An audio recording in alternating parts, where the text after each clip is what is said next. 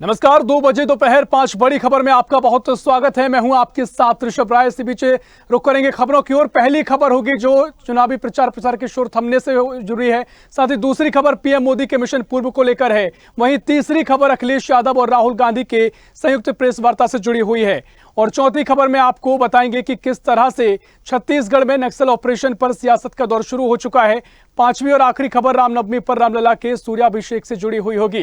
तो ये 5 खबरें आपको बता रहे हैं, जहां पहली खबर चुनाव के प्रचार प्रसार का शोर थम जाएगा, क्योंकि लोकसभा चुनाव के पहले फेज के लिए चुनाव प्रचार आज खत्म होने जा रहा है और आज शाम 4 बजे से 6 बजे के बीच में अलग अलग जगह पर प्रचार प्रसार थम जाएगा। साथ ही दूसरी खबर आपको बता रहे हैं, जहां प्रधानमंत्री नरेंद्र मोदी मिशन पूरब पर हैं और लोकसभा चुनाव की तैयारियों में जुटे हुए हैं। तीसरी खबर जहां राहुल गांधी और अखिलेश यादव ने मिलकर प्रेस वार्ता का आयोजन किया और केंद्र सरकार और प्रदेश की बीजेपी सरकार पर जमकर निशाना साधा है। साथ ही चौथी खबर छत्तीसगढ़ के नक्सल ऑपरेशन से जुड़ी हुई है, जिस पर सियासत गर्मा गई है। वहीं पांचवी और आखिरी खबर जहां आज देश भर में रामनवमी के खास मौके पर अयोध्या में बड़ा समारोह का आयोजन किया गया और सूर्याभिषेक रामलला का किया गया है। और खबरें अब विस्तार से, जहां लोकसभा चुनाव के पहले चरण के लिए 19 अप्रैल को होने वाले मतदान के लिए आज शाम चुनाव प्रचार थमने जा रहा है। और पहले चरण में 21 राज्यों की 102 लोकसभा सीटों पर वोटिंग की जाएगी, जिससे लेकर आज शाम को प्रचार प्रसार थम जाएगा। चुनाव आयोग की गाइडलाइन के मुताबिक पहले चरण में जिन सीटों पर मतदान होना है, वहां चुनाव प्रचार 48 घंटे पहले यानी आज शाम 4 बजे से 6 बजे के बीच अलग अलग समय पर समाप्त हो रहा है। आज शाम से सार्वजनिक सभा या जुलूस जैसे सभी कार्यक्रमों पर रोक लगी रहेगी। पहले चरण में उत्तर प्रदेश की 8, बिहार की 4, पश्चिम बंगाल की 3, राजस्थान की 12, मध्य प्रदेश की 6, उत्तराखंड की 5, असम की 4 सहित अन्य सीटों पर वोट डाले जाएंगे, जिन पर आज शाम को चुनाव प्रचार थम जाएगा। और इसी खबर पर और जानकारी लेंगे दिल्ली से हमारी सहयोगी तनु बालियान, और भी जानकारी के लिए फोन लाइन पर जुड़ गई हैं। तनु, आज शाम से ही चुनाव प्रचार थमने जा रहा है। जिस तरीके से पहले चरण के लिए लोकसभा चुनाव 19 अप्रैल को होना है, तमाम तरीके से जो राजनीतिक दल हैं लगातार प्रचार प्रसार में जुटे हुए हैं। कितना महत्वपूर्ण दिन आज का, क्या कुछ तैयारी अभी और क्या कुछ मुकाबला अब देखने को मिलेगा? जी बिल्कुल ऋषभ, लोकसभा चुनाव जो 2024 है वो होने जा रहा है और पहले चरण के लिए आज शाम 6 बजे के करीब जो है वो प्रचार प्रसार थम जाएगा। वहीं मतदान से 48 घंटे पहले जो है ऋषभ, वो सार्वजनिक सभा जो होती है, रोड शो होते हैं, जुलूस जो होते हैं, उन सब कार्यक्रमों पर रोक लगा दी जाती है। और वहीं अगर बात करें तो प्रचार प्रसार के अंतिम दिन आज की बात की जाए तो पीएम मोदी और अमित शाह जो है, और वहीं राहुल गांधी भी जो है, उन्होंने अपनी पूरी ताकत झोंकी हुई है चुनावी रण में जीत हासिल करने के लिए। तो पहले चरण की अगर बात की जाए तो 21 राज्यों में 102 सीटों पर मतदान होगा और तमाम जो तैयारियां हैं वो भी पूरी कर ली गई है।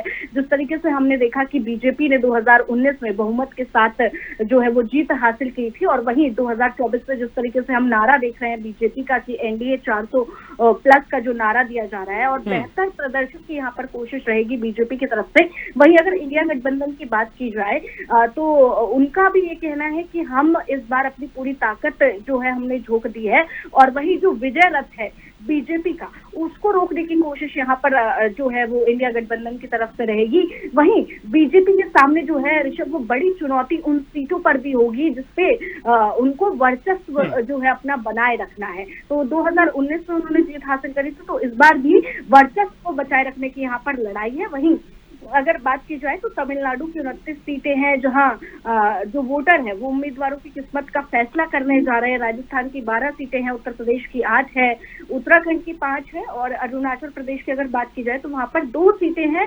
तो ऐसे में तो जो प्रचार का आखिरी दिन है, वहीं प्रियंका गांधी जो है वो पश्चिमी यूपी के सहारनपुर में रोड शो आज उनका आखिरी रहने वाला है। वहीं पश्चिमी यूपी की जो 8 सीटें हैं उसमें 1 सीट पर जो है कांग्रेस चुनाव लड़ रही है।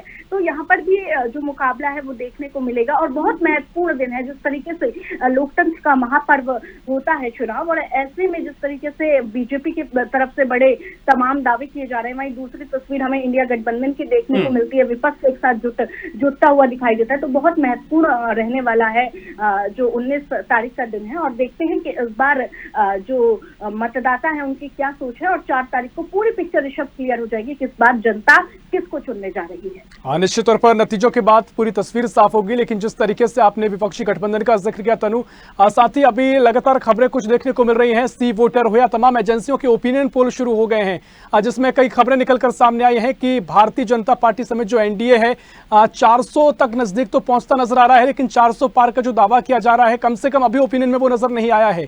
साथ ही जो विपक्षी गठबंधन है, इंडिया गठबंधन का जिक्र लगातार हो रहा है, क्या उतनी चुनौती अगर अभी के जो आंकड़े निकलकर सामने आए उस पर तो नजर नहीं आई है, लेकिन क्या आपको लगता है कि पहले फेज के जो चुनाव होने वाले हैं, लगातार राहुल गांधी और अखिलेश यादव की हमने प्रेस वार्ता भी अभी देखी, जमकर निशाना भी साधा है और सक्रियता भी देखी गई है, तो क्या कुछ इस ओपिनियन पोल के जरिए कहा जाए, क्या स्थिति आगे आप देख रही हैं तनु? जी बिल्कुल ऋषभ, अगर स्थिति की बात की जाए तो जिस तरीके से बीजेपी जो है वो 400 पार का नारा दे रही है, हालांकि जो अभी तक जो सर्वे सामने आए हैं और जो भी एनालिसिस हुआ है उसके हिसाब से देखिए मुश्किल रहने वाला है बीजेपी के लिए 400 पार करना। वहीं अगर इंडिया गठबंधन की अगर बात की जाए, लगातार हम यूपी में 2 लड़कों की जोड़ी देख रहे हैं। संजय सिंह की अगर बात करें, वो भी अखिलेश यादव से मिले तमाम जगह पर वो जा रहे हैं, तो विपक्ष जिस तरीके से एकजुट होता हुआ नजर आ रहे हैं। और वहीं जब हम ग्राउंड जीरो पर मौजूद होते हैं ऋषभ और जब लोगों की हम राय लेते हैं, तो इस बार जो है वो कंपटीशन देखने को मिल रहा है। इंडिया गठबंधन के लिए भी राह इतनी आसान होने वाली नहीं है, और वहीं बीजेपी जिस तरीके से नारा दे रही है उसके लिए भी 400 पार नारा करना एक बहुत बड़ी चुनौती है। देखिए तमाम पार्टी जो है वो नारे देती है और अपने जीत की जो है वो बातें कही जाती है, लेकिन जिस तरीके से एनालिसिस किया जाता है ग्राउंड जीरो पर जो मौजूदगी होती है, तो ये जो बड़े बड़े दावे होते हैं ये जनता कहीं ना कहीं जो है वो आश्वस्त दिखाई देती है। हालांकि 50-50% इस बार ऋषभ जो है वो रेशो रहने वाला है, जिस तरीके से हम देख रहे हैं तमाम एनालिसिस और ग्राउंड जीरो की रिपोर्ट। तो इस बार बहुत महत्वपूर्ण होगा कि देखना कि बीजेपी अपना परचम लहराने में सफल रहेगी या फिर इस बार जो इंडिया गठबंधन ने अपनी जान झोंक दी है उनके पाले में भी कुछ सीटें आती हुई दिखाई देगी, और क्या वो जीत दर्ज करने में हासिल होगी। तो ये किस्मत का फैसला 4 तारीख को होगा, लेकिन अभी जिस तरीके से दिख रहा है वो 50-50 दिख रहा है। बिल्कुल ऋषभ, निश्चित तौर पर निगाहें इस बात पर जरूर होंगी कि 400 पार का जो दावा है उसमें कितनी सफल एनडीए होता है, बीजेपी होती है। फिलहाल बहुत शुक्रिया तनु आपका तमाम जानकारी हम तक पहुंचाने के लिए। तो चलिए रुक करेंगे अगली खबर की ओर, जहां प्रधानमंत्री मोदी ने असम के नलबाड़ी में एक जनसभा को संबोधित किया और इस दौरान पीएम मोदी ने कहा कि आज रामनवमी का ऐतिहासिक अवसर है। 500 वर्षों के इंतजार के बाद भगवान राम अपने भव्य मंदिर में विराजमान हुए हैं। अभी कुछ मिनटों के बाद प्रभु राम का सूर्य तिलक हुआ, उनका जन्मोत्सव अयोध्या की पवित्र नगरी में किया गया। 4 जून को नतीजा क्या होने जा रहा है ये साफ दिखाई दे रहा है। पीएम मोदी ने कहा कि इसलिए लोग कहते हैं कि 4 जून 400 पार, फिर एक बार मोदी सरकार। पीएम मोदी ने कहा कि बीजेपी वो पार्टी है जो सबका साथ सबका विकास के मंत्र पर चलती है। एनडीए सरकार की योजनाओं में कोई भेदभाव नहीं होता, उनका लाभ हर किसी को मिलता है। अब एनडीए ने ठाना है कि देश के हर नागरिक तक पहुंचकर जिस सुविधा को वो पाना है, जो सुविधा उसे दी जाएगी।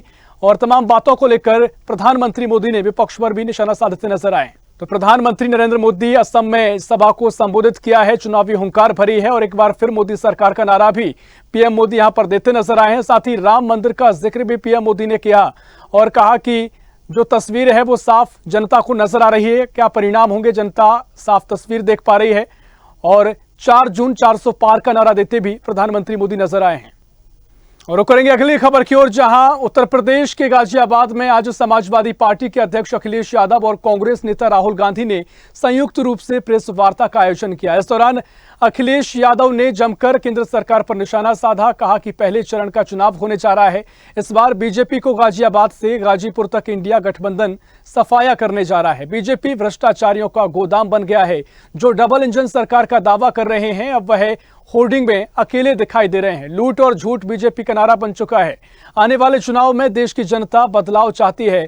साथ ही कांग्रेस नेता राहुल गांधी ने भी विपक्ष पर, साथ ही जिस तरीके से विपक्षी गठबंधन इंडिया का मजबूती बताते हुए केंद्र सरकार पर निशाना साधा और प्रधानमंत्री मोदी के कार्यकाल को लेकर तमाम सवाल खड़े करते भी नजर आए हैं। तो लोकसभा चुनाव को लेकर लगातार भारतीय जनता पार्टी हो या फिर अन्य दल हो सक्रिय नजर आ रहे हैं। इसी कड़ी में विपक्षी गठबंधन का हिस्सा 2 प्रमुख दल कांग्रेस और समाजवादी पार्टी उत्तर प्रदेश में लगातार 80 सीटों को लेकर सक्रिय हैं। और इसी कड़ी में अखिलेश यादव और कांग्रेस नेता राहुल गांधी ने संयुक्त रूप से प्रेस वार्ता की और तमाम मुद्दों को लेकर सरकार पर आरोप भी लगाया है और कहा कि बेरोजगारी, महंगाई 2 सबसे बड़े मुद्दे यहां पर राहुल अखिलेश बताते नजर आए हैं। और इसी मुद्दों के जरिए केंद्र सरकार को घेरने की कोशिश भी दोनों बड़े नेताओं ने की है। बता दें कि इस दौरान किसानों को जो निराशा लगी है, इसको लेकर भी तमाम मुद्दे उठाए गए और साथ ही अखिलेश यादव ने कहा कि डबल इंजन की सरकार भ्रष्टाचार कर रही है और तमाम तरीके से केंद्र सरकार पर निशाना साधा है और किसान युवाओं को निराशा मिली है। ये बातें अखिलेश ने कही। साथ ही बेरोजगारी, महंगाई दो सबसे बड़े मुद्दे हैं। राहुल ने इन मुद्दों को उठाया है। तो लगातार लोकसभा चुनाव के पहले विपक्षी गठबंधन इंडिया केंद्र सरकार को घेर रहा है, सक्रिय रूप से नजर भी आ रहा है और पहले फेज की 102 सीटों को लेकर जो वोटिंग 19 अप्रैल को होनी है, आज उसका प्रचार प्रसार शोर थम रहा है। इससे लेकर प्रेस वार्ता का आयोजन भी अखिलेश यादव और राहुल गांधी ने संयुक्त रूप से किया है। तो उत्तर प्रदेश में लगातार सक्रिय रूप से विपक्षी गठबंधन इंडिया नजर आ रहा है और इसी कड़ी में यह प्रेस वार्ता का आयोजन किया गया। और इसी खबर पर और भी जानकारी लेंगे। स्टेट हेड उत्तर प्रदेश वंदना रावत और भी जानकारी के लिए फोन लाइन पर जुड़ गई हैं। वंदना जी, अखिलेश यादव और राहुल गांधी, ये दो लड़कों की जोड़ी जो लगातार सक्रिय है, प्रेस वार्ता संयुक्त रूप से की गई है, तमाम मुद्दों को लेकर केंद्र को घेरा गया है। क्या कुछ इस प्रेस वार्ता की बड़ी बातें रही और क्या कुछ रणनीति आगे विपक्षी गठबंधन की नजर आती है? देखिए ऋषभ, 2024 के प्रचार के भी जो इंडिया गठबंधन के जो बड़े नेता हैं वो सक्रिय दिखाई दे रहे हैं। इसी कड़ी में राहुल गांधी और अखिलेश यादव की जो जोड़ी है वो 7 साल बाद एक बार फिर से मंच पर दिखाई दी है। अखिलेश यादव और राहुल की संयुक्त प्रेस वार्ता हुई गाजियाबाद के कौशाम्बी स्थित रेडिसन होटल में। इन्होंने आज ये प्रेस कॉन्फ्रेंस की है। बीजेपी के लिए खास बात ये है कि गाजियाबाद में इन्होंने प्रेस कॉन्फ्रेंस की थी। गाजियाबाद में भी चुनाव होने हैं, तो कहीं ना कहीं सीट जो है ये भारतीय जनता पार्टी के पास हमेशा से रही है। 7 बार से यहाँ ये भारतीय जनता पार्टी के पास सीट रही है। और रही बात इनकी प्रेस वार्ता की, तो इन्होंने राहुल गांधी और अखिलेश यादव ने जमकर ये सरकार पर निशाना साधा। अखिलेश ने कहा कि यूपी में पहले चरण का चुनाव होने जा रहा है, पश्चिम में जो हवा चल रही है पूरे देश का माहौल बदलने का काम कर रही है। बीजेपी गाजियाबाद से लेकर और गाजीपुर तक जो इंडिया गठबंधन है, ये इनकी जो मोनोपोली है 405 का जो नारा है, इसको खत्म कर देगी। और बीजेपी की हर बात जो है झूठी है, ना किसान की आय दुखी हुई है, ना कि नौजवानों को रोजगार मिला है। इनका जो नैतिकता का जो बुलबुला है वो भी फूट गया है। और सबसे मेन जो बात रही है, इन्होंने जो इनका कटाक्ष किया है वो इलेक्ट्रॉल बॉन्ड को लेकर किया है। जो अखिलेश ने कहा कि इनका बैंड बजा दिया है और बीजेपी भ्रष्टाचारियों का ये गोदाम बन गई है। डबल इंजन की सरकार के होर्डिंग से जो प्रत्याशी गायब हुए वो लूट झूठ और बीजेपी की पहचान बन के रह गई है। वहीं राहुल गांधी ने भी बीजेपी पर निशाना साधा और कहा कि संविधान और लोकतंत्र को खत्म करने का काम ये जो है बीजेपी कर रही है। चुनाव में बेरोजगारी, महंगाई जैसे बड़े मुद्दे हैं, बीजेपी लोगों का जो ध्यान है, आम जनता है, उनका ध्यान भटका रही है। और जो कहीं ना कहीं प्रधानमंत्री जो है समुद्र के अंदर चले जाते हैं, कभी आसमान में सी प्लान पर चले जाते हैं, तो मुद्दों की जो है वो बात नहीं करते हैं। उनका जो भी प्लान होता है, जो भी इंटरव्यू होता है, वो स्क्रिप्टेड होता है, फ्लॉप शो होता है। तो कहीं ना कहीं इन्होंने एनडीए पर कटाक्ष किया है, क्योंकि देखिए इंडिया गठबंधन क्योंकि सबसे ज्यादा सक्रिय अगर कहा जाए तो अखिलेश यादव है, काफी मजबूती के साथ ये भारतीय जनता पार्टी का मुकाबला कर रहे हैं। वो जो यूपी के जो 2 लड़के हैं ये एक साथ में रैलियां कर रहे हैं, प्रेस कॉन्फ्रेंस कर रहे हैं। तो कहीं ना कहीं ये बीजेपी का जो नारा है अपनी बात 407, तो उसको टक्कर देने का काम ये ऋषभ कर रहे हैं। बिल्कुल वंदना जी, देखिए लगातार जो तमाम मुद्दों को लेकर विपक्षी गठबंधन इंडिया के जो बड़े नेता हैं राहुल गांधी और अखिलेश यादव करते नजर आए हैं, मुद्दों की तो भरमार यहां पर नजर आई है। लेकिन सवाल यह है कि क्या ये मुद्दे जमीन पर उतने असर पैदा करेंगे? क्या जनता के बीच में ये मुद्दों को पहुंचा पाने में सफल हुआ है गठबंधन? क्योंकि तमाम दावे किए गए हैं, लेकिन एक तरफ प्रधानमंत्री मोदी की लोकप्रियता है, डबल इंजन सरकार का दावा जो योगी सरकार करती है, उसके सामने कितनी चुनौती पेश कर पाएंगे, खासकर अगर जो पहले चरण की 8 सीटों का हम जिक्र करें तो? देखिए ऋषभ, क्योंकि पहले चरण का जो चुनाव है 8 सीटों के लिए हो रहा है, आज शाम तक उसका चुनाव प्रचार भी थम जाएगा और 19 अप्रैल को चुनाव होना है 8 सीटों पर, क्योंकि ये 8 सीटें जो है भारतीय जनता पार्टी के लिए काफी महत्वपूर्ण रखती है। क्योंकि 2019 की अगर हम बात करें तो इस पर केवल 3 सीटें ही भारतीय जनता पार्टी के खाते में गई थी, जबकि 5 सीटें जो थी वो सपा और बीएसपी के पास गई थी। रही बात गठबंधन की, तो देखिए कहीं ना कहीं क्योंकि कांग्रेस और सपा, क्योंकि पिछली बार आरएलडी से इनका गठबंधन था, तो इन्होंने इनका परफॉर्मेंस था, बीजेपी को वहां पे थोड़ा सा नुकसान सहना पड़ा था। लेकिन एक दूसरी बात ये भी कि जैसे मोदी की लहर है 2014-2019 में मोदी की लहर थी कि नहीं, हम मोदी के फेस पर वोट देंगे, केवल मोदी को वोट देंगे, तो वो लहर क्योंकि लगातार जो प्रदेश की टीम है, पूरे 80 लोकसभा सीट उत्तर प्रदेश क्योंकि बहुत महत्वपूर्ण स्थान रखता है, 80 सीटें यहाँ पे है, तो लगातार कवरेज की जा रही है, लोगों की राय ली जा रही है, तो उससे कहीं ना कहीं मोदी की जो लहर है वो अभी भी ऋषभ बरकरार है। तो गठबंधन तो बहुत ही मजबूती के साथ भारतीय जनता पार्टी का सामना करना पड़ेगा, अदरवाइज नहीं तो कहीं ना कहीं मोदी की लहर रहेगी। और देखना ये होगा कि अखिलेश और राहुल की जोड़ी 2017 में इतना अच्छा कमाल इन्होंने नहीं किया था, लेकिन एक बार ये फिर 7 साल बाद दोनों लड़के ये यूपी में घूमे, तो ये कितना असरदार होगा इसका फैसला तो फिलहाल 4 जून को ही पता चलेगा। हाँ जी बिल्कुल, मोदी इम्पैक्ट, मोदी फैक्टर तो लगातार इस बार भी देखने को मिल रहा है, लेकिन देखना दिलचस्प होगा कि जिस तरीके से रणनीति विपक्षी गठबंधन इंडिया ने बनाई है, कितना असर उसका नजर आता है, क्या कुछ चुनौती आगे पेश कर पाते हैं। फिलहाल बहुत शुक्रिया वंदना जी आपका तमाम जानकारी हम तक पहुंचाने के लिए।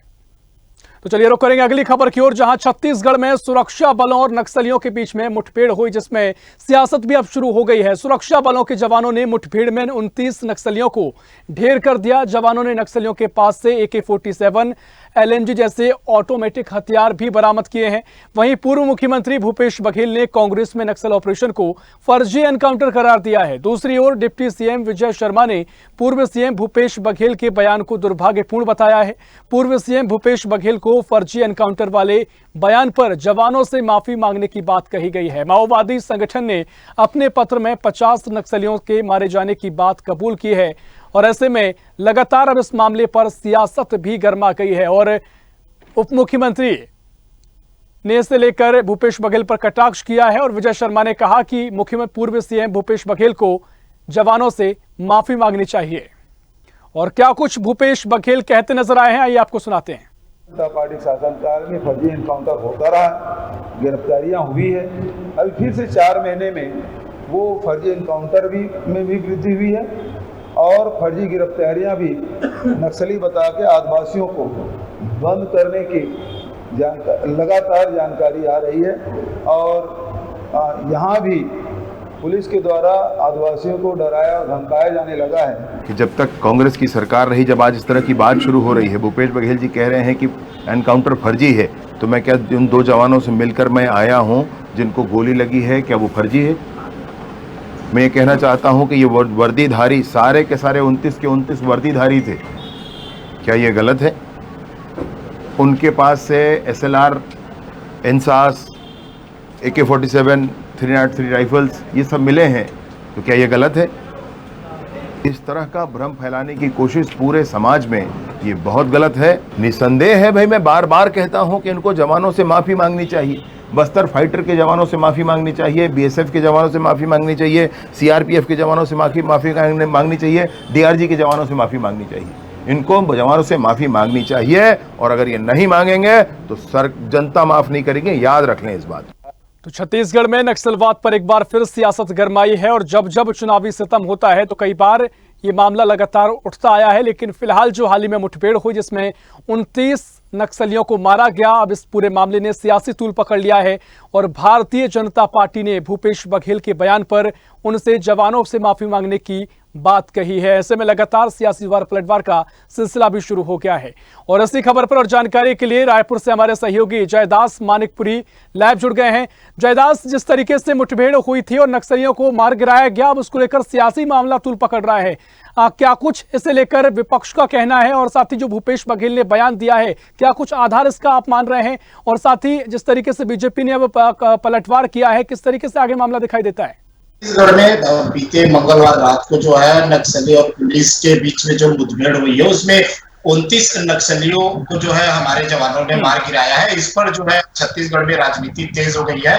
इसको लेकर छत्तीसगढ़ के पूर्व मुख्यमंत्री भूपेश बघेल ने फर्जी करार दिया है और उन्होंने सीधे सीधे सरकार पर आरोप लगाया है कि यह पूरी तरीके से फर्जी है, क्योंकि अब आदिवासियों के क्षेत्र में जो है इस तरीके से फर्जी मुठभेड़ करते आए हैं। उन्होंने बीजेपी के 15 साल के पूर्व जो कार्यकाल को भी उन्होंने टारगेट करते हुए सीधे कहा कि 15 साल पहले भी इस तरीके की जो है कार्रवाई होती आ रही है, तो कहीं ना कहीं इस पर जो है अब राजनीति तेज हो गई है। वही पूर्व मुख्यमंत्री के बयान पर जो है अब खुद मुख्यमंत्री विष्णुदेव साय ने उन पर हमला करते हुए कहा कि जो भूपेश बघेल है पूर्व मुख्यमंत्री, उन्होंने गलत बयानबाजी की है, कांग्रेसी जो है कांग्रेस के नेता जो है तमाम बड़े आरोप लगाते हैं और उन्होंने यह भी कहा कि जब पूर्व में एयर स्ट्राइक, सर्जिकल स्ट्राइक हुआ था तो उन पर भी इन्होंने सवाल उठाया था, तो इनका काम भी यही है। और कहा यह जा सकता है कि जो सीएम है विष्णुदेव साय ने सीधा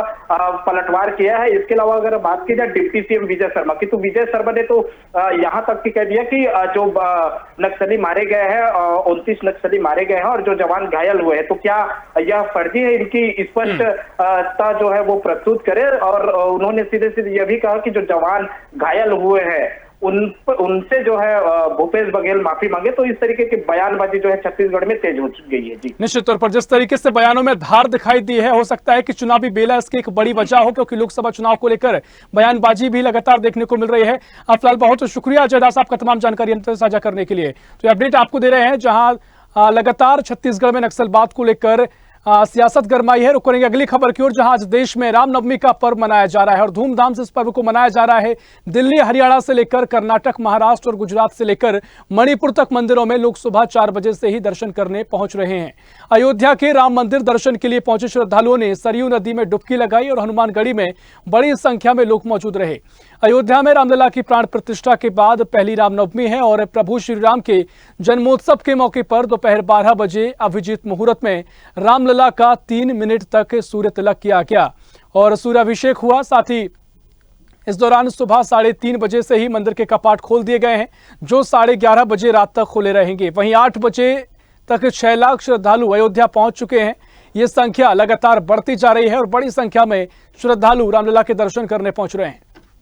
तो देश भर में रामनवमी का पर्व धूमधाम के साथ मनाया जा रहा है और इसी के साथ रामलला का सूर्य तिलक आज किया गया। बता दें कि रामलला की प्राण प्रतिष्ठा होने के बाद पहली रामनवमी है और पहला सूर्याभिषेक उनका किया गया है। ऐसे में बड़ी संख्या में भक्त भी दर्शन करने पहुंच रहे हैं। बता दें कि सुबह 3:30 बजे से ही रामलला के कपाट खोल दिए गए हैं और आज रामनवमी के खास मौके पर विशेष तैयारियां भी की गई हैं। इसके साथ ही आज 20 घंटे भक्तों को दर्शन करने के लिए विशेष इंतजाम किए गए हैं, जिसको लेकर रात 11:30 बजे तक यह प्रक्रिया चलेगी। और फिलहाल के लिए 2 बजे दोपहर 5 बड़ी खबर में इतना ही। देश दुनिया की और भी खबरों के लिए देखते रहिए स्वदेश न्यूज, सबसे पहले देश।